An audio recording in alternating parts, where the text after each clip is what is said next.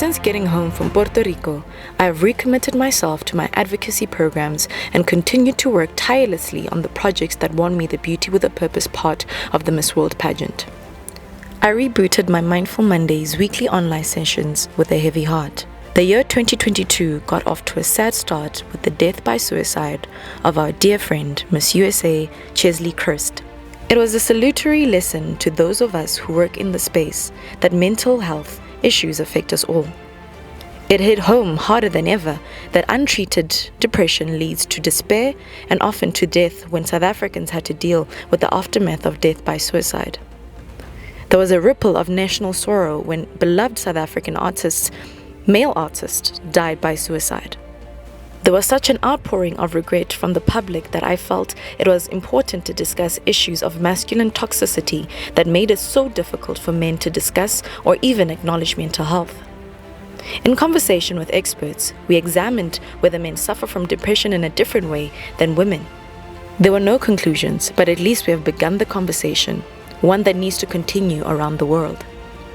It is shocking to me to hear that there are at least 20 successful suicides a day in South Africa. It is our duty to create safe spaces for everyone who is vulnerable and to work on a global level to promote good mental health. The other thing that has kept me busy since my return home from Puerto Rico is ensuring that the book I wrote on bullying, Shudu Finds Her Magic, has as wide a reach as possible.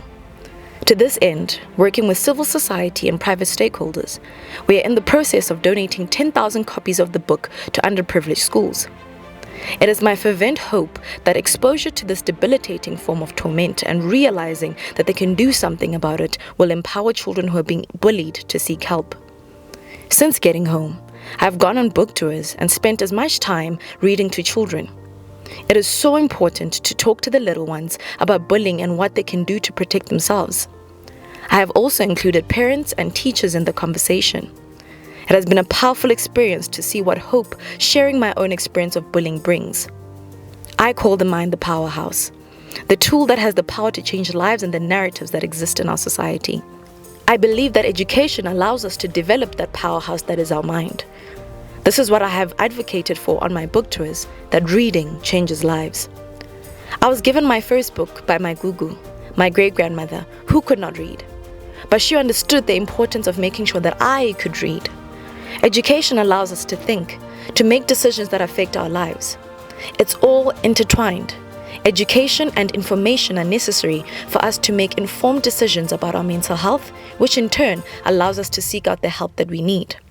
It is why Mindful Mondays has been so successful, reaching more than 40,000 people a week, with over 1 million viewers by October 2021. Where do I want to go from here? I want to continue with the conversation on how to remove the stigma attached to issues of mental health.